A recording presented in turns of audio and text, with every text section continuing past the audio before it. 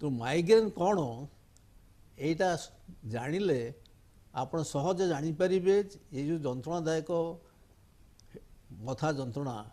migraine कि अन्य कारण माइग्रेन हेडेक बा जहाँ कहते मथा जंत्रणा बा मुंड बथा यहाँ आम कहू माइग्रेन बा मुंड बथा इंग्लिश कहते हेडेक जे यहाँ एत साधारण समस्या जे कही कहबे जे मोर मुंड बथा है नाही